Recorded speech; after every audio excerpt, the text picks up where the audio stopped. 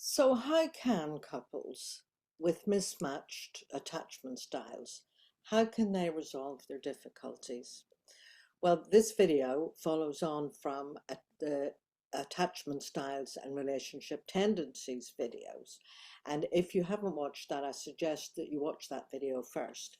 And also to take the quiz, you'll find a link down below to find out what's your attachment style, so that as we go through this, you know what your attachment style is. So while each attachment style has its own specific tendencies, there are certain recurring issues that are common in all relationships where there's one or both parties have an insecure attachment. And I would say probably the majority of couple relationships probably have at least one or both have an insecure attachment. In her book, Dr. Sue Johnson, who wrote the Emotionally Focused Therapist, she emphasizes the importance of secure emotional bonds. And she explains that creating a secure attachment in relationships involves identifying the raw spots that trigger insecure reactions and working together to heal them. And it does make quite a difference to a couple if they understand that some of the reactions they have towards each other, it's not about them as individuals, as people, it's about a style, and like an imprint that started very early in life. So you do watch the other video. But the way that comes out, as I said in the other video, it's communication breakdowns and mismatched needs for intimacy are the two main ones. And there's also issues of trust and issues of emotional dysregulation. So I'm just going to go through those now and tell you how you can help to resolve those.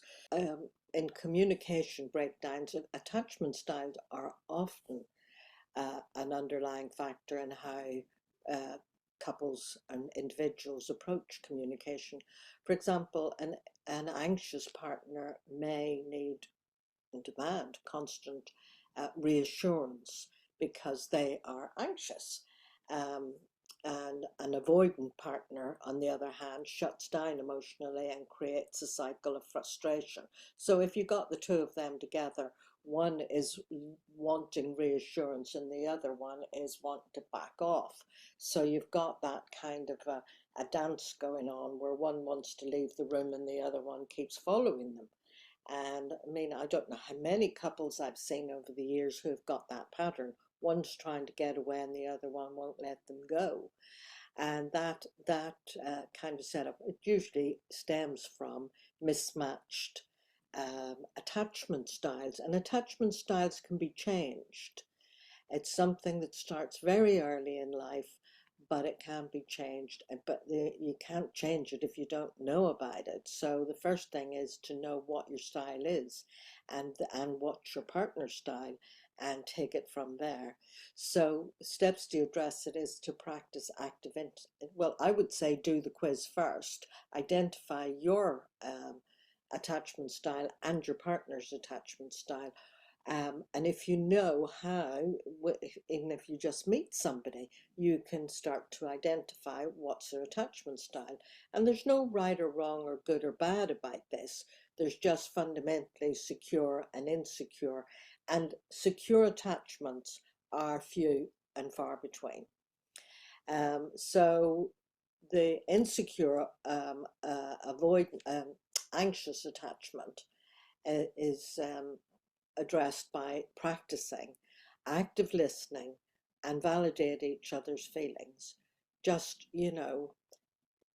just don't get into who's right or who's wrong or who's good or who's bad. You're just different. And if you love each other and if you want to have a relationship with each other, just respect the differences. And it's good to discuss it and to use I statements, not you, not blaming, and look at understanding each other's different style. Don't try to fix the other one, assuming that they're right, that they're wrong and you're right. Just look at the difference and understand the different attachment styles, and set out to understand and work more in alignment with each other. Where there is that mismatch, as I say, anxiously attached individuals may perceive their avoidant partner, if they have an avoidant partner, as distant and rejecting, and not, they don't care, they don't love me. Whereas the avoidant one does feel overwhelmed by the anxious partner's demands for closeness. So you can see that kind of uh, dance. Um, so what they need to do is to have the conversation, and I don't mean having a chat on the hoof or in the middle of an argument, but actually sit down together, look each other in the eye as allies, as a team who are looking to see, well, how can we tweak all this? How can we make things flow a bit more smoothly with each other? How can we be more understanding? How can we be more accepting of each other? So identify and respect each other's boundaries, for the avoidant one to understand that the anxious one does feel rejected, but both of you have to work out negotiating a balance between closeness and independence. Once again, nobody's right, nobody's wrong. But you need to come to some accommodation of both your needs. This is a case with both of you where dependency needs were disrupted when you were very young. And let's not get into blaming your mother for that either, because it can be all manner of reasons why that happens. Um, so it just is what it is. And look at, how can we accommodate your one person's need for reassurance and the other one's need for not being overwhelmed. So another really useful thing is to work with a relationship coach, who can do a good session with both of you. It can even happen in Zoom. I have lots of couples on Zoom, and do a mediation session, not necessarily to mediate, but it is mediating, but just coaching you both on how you can reach an agreement for making it easier between the two of you. But also the understanding that it's just different, and that it's not making some one of you wrong. The other issue is a trust issue, and I've mentioned that in the other video as well. So both anxious and disorganized attachment styles often struggle with trust, and that can manifest as jealousy, suspicion, or constant checking in. And look, you find that often with people who as children were adopted. I was adopted. I had a very disorganized attachment style. I was adopted and left at a few weeks old. Children who are fostered or adopted, and also children who are sent off to boarding school, can have an anxious or disorganized attachment style, because they don't know if they can trust the people in their life to kind of be there for them. And that can manifest as being demanding. It can also be being jealous or suspicious, or constant checking in, which can actually feel quite overwhelming to the other partner. So how do you resolve that? Well, you have to accept that is the issue. Like I've said before, as you can't clean the dirt if you can't see it. Once you see it and you stop blaming each other, and stop attacking each other about it, and agree to work as a team, you can build trust through consistent, reliable actions over time, being transparent, being reassuring, and holding back with being too demanding. Address triggers openly and empathetically.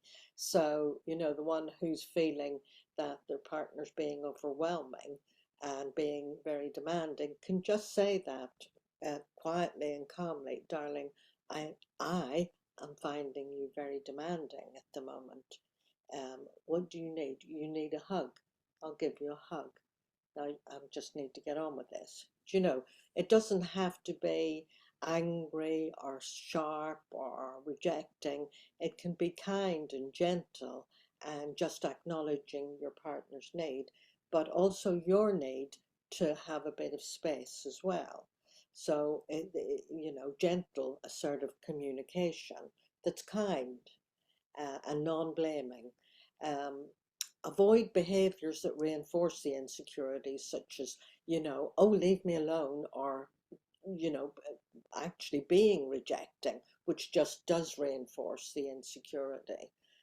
So clear, assertive communication that is saying, here's how I feel. I'm feeling a bit overwhelmed at the moment, darling. You know, you can say it kindly and gently without, oh, leave me alone. There's a big difference in how the other person experiences that. So you're either helping to resolve the issue and also help your partner to develop a more secure, over, years, um, they gradually develop a more secure attachment.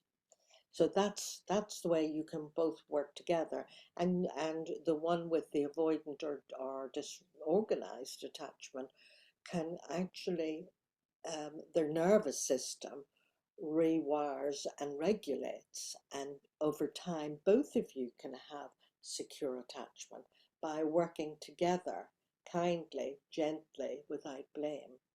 So the fourth thing is looking at the disorganized attachment and the emotional dysregulation that can come with that. It's in particular is associated with difficulty managing emotions and can get quite dysregulated and create conflict. So the steps to address that is the person with the disorganized attachment style can practice self-soothing techniques such as mindfulness or deep breathing, or just see my video, and Paul McKenna's done some good videos on havening. This movement, the stroking of the arms or bilateral stimulation, do actually help to regulate your nervous system. They resets the vagus nerve. There are lots of very simple things that can be done that may look a bit silly, but they're not. It resets your vagus nerve because doing that, at the same time, you're creating a vibration in the middle of your chest. And your vagus nerve runs right down the center of your body. And it does actually reset your nervous system, because if you were abandoned as a child or a baby, that can get triggered periodically, and you don't know that you've been a trigger. And there's nothing wrong with you if your partner gets triggered into feeling abandoned or a fear of abandonment. It's in their dysregulated nervous system. So set rules for resolving conflicts calmly. So you can, if you notice your partner becoming dysregulated, you can say, darling, let's get regulated, and you can help them. There's such a thing as mirror neurons as well, yours and your partner's, and you can get into tandem with each other, and both of you get regulated. If it's probably, if this dysregulation is a regular occurring and it's a big issue, do see um, a, a therapeutically informed relationship coach who knows about these techniques and can just give you a coaching session on how to get yourselves regulated. One of the things, or you can seek individual therapy. Look, everybody kind of can benefit from some individual therapy to process any unresolved trauma. If you know you had any kind of a disrupted or traumatic birth, it's probably useful. Um, John and Julia Gottman, they underscore the importance of generating, all couples generating a culture of appreciation and responding positively to bids for connection. So if one partner wants a connection, you know, as a rule, respond positively to it, and that can strengthen attachment bonds. Um, and obviously, if somebody's wanting connection all the time, you do use assertive communication. But do see my videos, the daily temperature reading and the weekly business meeting.